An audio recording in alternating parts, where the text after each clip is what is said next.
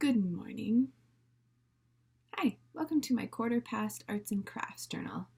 This is take 2 because something went in my computer. So let's try this again. And this will give me a chance to cut down a little bit on my extra chatteriness that got slipped in there. I have a lot to go over today, so I'm gonna have to just get through it. I would like to document the things that I have been crafting a lot, and this weekend was full of different things. I kind of was just all over the place wanting to work a little bit on this, work a little bit on that. I enjoy having a lot of projects on the go. I know it stresses some people out. Not me. I like I really like the variety, and I kind of just like being able to touch different textures throughout the day. So the weekend was busy.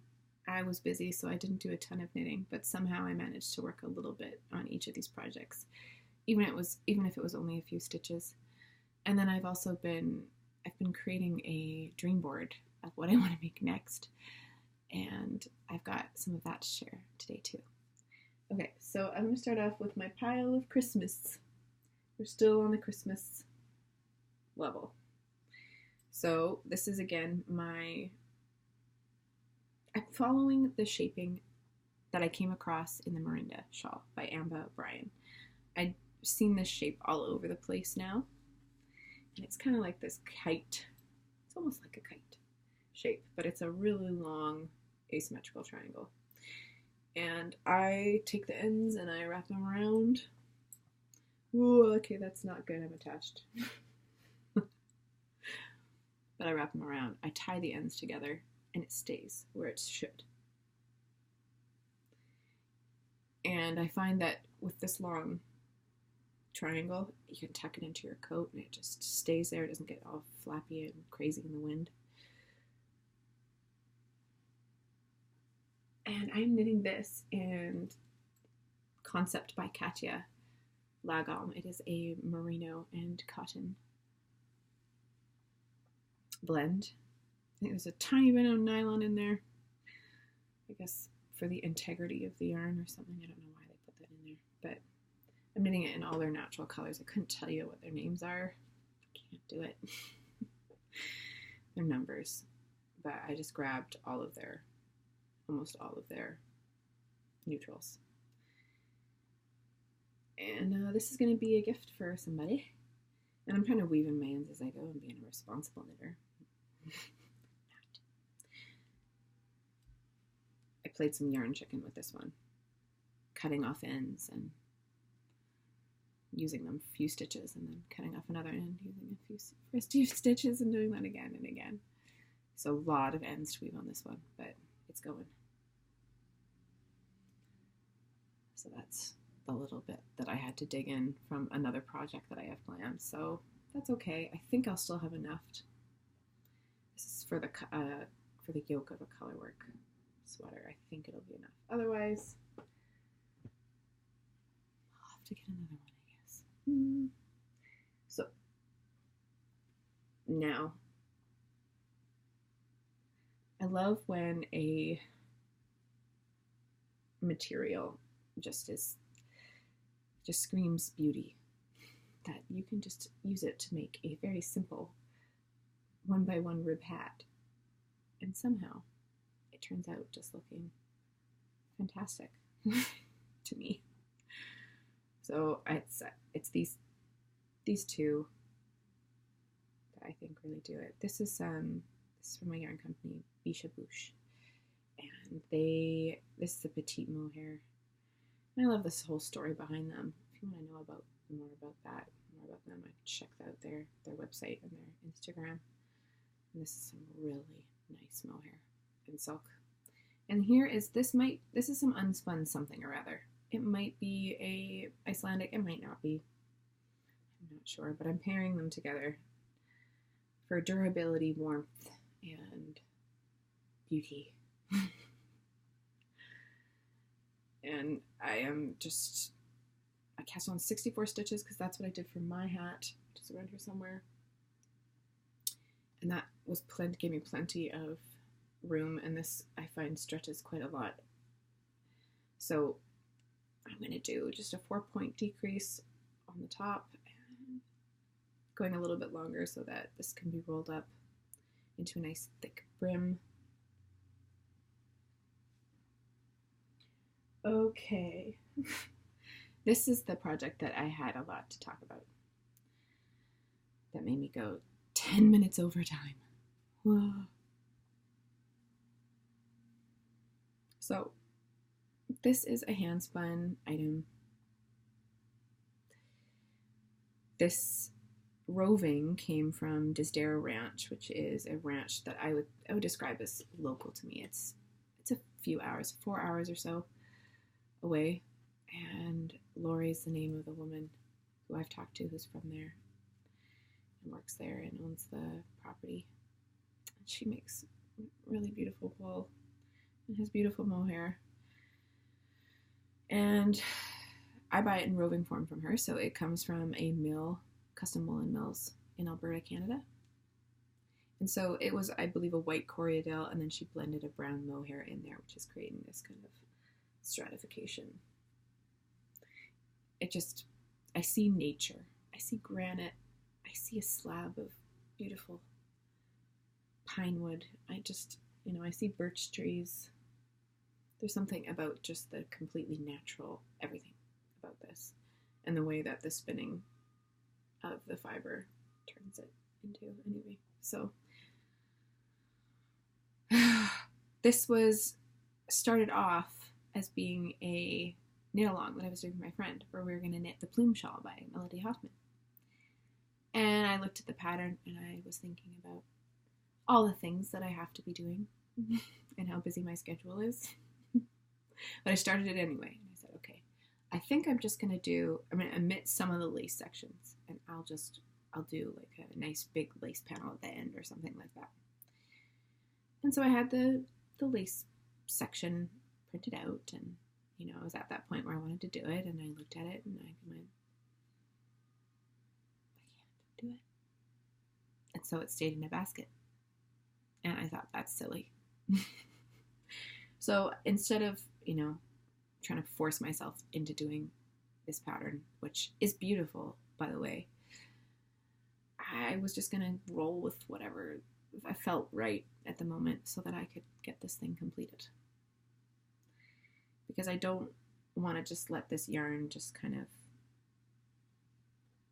languish. I want it to be used. I want it to be worn, So I'm very happy with this decision, even though I've completely diverted away. And Emily's been with me along this ride, so it's okay. I hope it's okay, Emily, right? You're not too choked up. Anyway, so I just did a very, very simple 8-row lace pattern chart called Snowdrop, and I just repeated that across, starting at this edge, and then just kind of trying to make it fit into the side of the shawl. So it worked really well, I think. The only thing I regret having done is that I wish I had kept going with garter stitch along this edge. I don't know why I didn't do that, but c'est la vie. I think when I block it, it'll be all right. Yeah, and so since this project has completely diverted and gone off the rails from where it started out, I'm not even sure I'm going to hold on to it, because Christmas is coming up, and of course, like every year, I have to just get it through my head that this happens to me. I start to want to make things for people as that day is drawing near, and there's someone in particular that I think would very, very much appreciate this. And I'm so happy with it. I think it's so beautiful. I want to keep it for myself, and that's what makes me really happy to give it away too, if that makes any sense. It's a color that I think will look good on anyone. The material has a great story, it has a great feel, and I just love the thought of it keeping someone that I care about warm. So I hope Emily will understand. We'll make more friendship shawls in the future, but this has been such a pleasure to work on. And I got a decent amount of yardage out of this. I spun 150 grams of it into a light fingering weight. Okay, what are we at? Oh, yes, I can do this. All right, let's go on with here's some of the things I'm going to do after Christmas knitting. And the things I'm starting on right now. So this was my late night last night. I couldn't sleep. And so I got up and I just told myself, okay, I'm just going to exhaust my brain a little bit and try and figure out how I'm going to knit this t-shirt pattern shirt that I want to do. So I'm looking to kind of invent or just recreate. Been looking at a lot of patterns too to try and figure out what I like and everything, and also what I'm going to enjoy making. But just a basic t-shirt. I want a basic knitted t-shirt pattern, something that I can knit repeatedly. So I enjoyed the circular yoke construction that I had been working on some other sweaters. And so I'm doing that again, this time in a much finer gauge. This is a near lace weight. It's a very light fingering linen yarn. I'm knitting it on 3mm needles. And so so far what I have done is I've cast on 110 stitches, done a little bit of ribbing, and then I did some short rows in the back just to create a little tiny, it's only going to be about 1 inch of an increase, but just enough so that the back kind of comes up just a little bit more. And I don't understand how to do the math for circular yokes yet. I've just followed patterns on this. I haven't tried to recreate it using my own gauge and everything. So I went looking around on Ravelry and looked for a free pattern, something that I could kind of just get an idea of the math that they had used. I looked at some blogs just trying to help you how to calculate it yourself, and I guess it was just too late at night for me to figure that out. So I went and found the Gracious pattern by Espace Tricot. And so that's for a light fingering weight, and it's a circular yoke construction. So I am following their numbers for now on this, and we'll see how that turns out. I think it's going to be fine. I like the look of the garments that they've done. So I only have 2 balls of this stuff. This is Honest Yarn by Maiwa. It is a naturally dyed linen. This one is called Wild Rose, and it was dyed with madder and black. And I think it is drop dead beautiful. But linen yarn does kind of like barf everywhere. Oh gosh. Yeah. Okay. I'm just going to deal with that later. Okay. So here we go. This is when I'm back on track with trying to knit me some sweaters. This is some Plotulopi and some drops brushed alpaca silk, and I paired them together, which is what I've been doing a lot lately with different colors, because I recently inherited, rather not really inherited, but it was bestowed upon me because my friend inherited a large amount of Plotulopi. And I have been trying to figure out, okay, I do find Plotulopi a little bit scratchy. It is an outerwear material. I don't have the chance to necessarily wear a ton of outerwear material, at least for very long. So pairing it with something that I find to be very, very wearable and next to skin soft, like it just feels like a kitten, you know? It's so soft. Pairing it with that yarn that does have a bit of prickle factor, to me, creates a perfectly comfortable yarn. It's absolutely perfectly comfortable. So, like, I always try it down the shirt too. Just stick it there. And if that starts to get scratchy, it's a no-go. It's not gonna work. I want to feel like I can wear this sweater just straight on my skin, because it's going to be a pullover. But even if I don't quite feel that way in the end, I know I can just plop a t-shirt on or a tank top or something underneath and it'll be fine.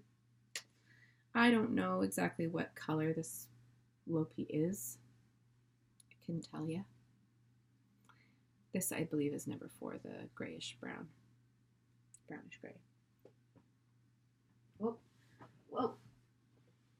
Okay. Oh, we went over. That's all right. It's not going to be that much longer.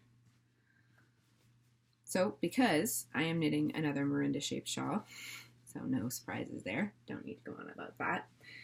Out of these colors here.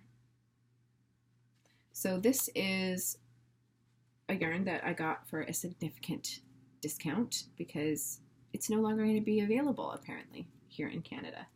This is Louette Gems. Maybe there are people who still have it for sale, but my local yarn store is not going to be carrying it anymore. I had never tried it, but after talking to Brenda about it, that's the yarn store owner, she said she sold me on it. I don't normally buy superwash stuff anymore, but she said it wears just so wonderfully. It's got a high twist on it, and I trust her. I trust her expertise. We were part of the same guild together, and I know she wouldn't lead me astray. Plus, this palette to me is, I think, so pretty. And I have a few people in my life that I too think I could consider giving something made out of this, or a Merinda shawl scarf made out of this too.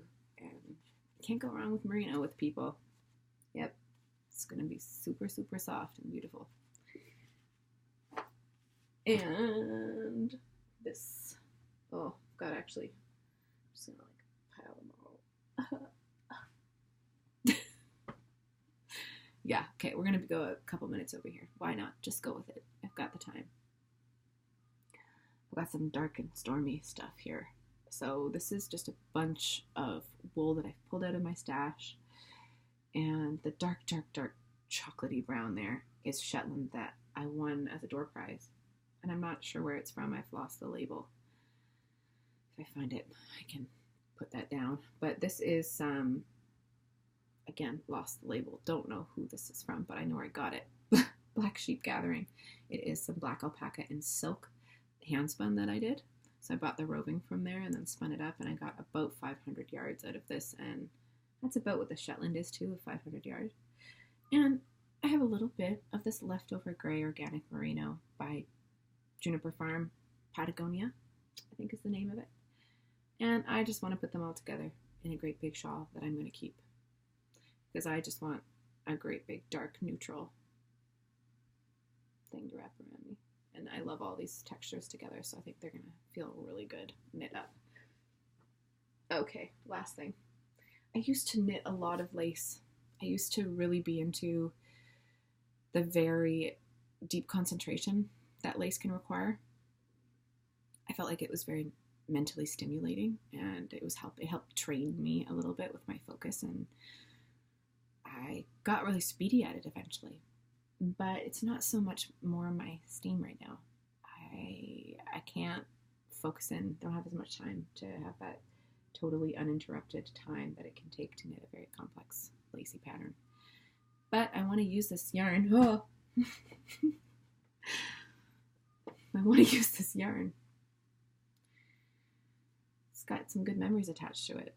This is when I was still on the just newly discovered hand-dyed yarn, and I discovered Miss Babs and Lisa Souza.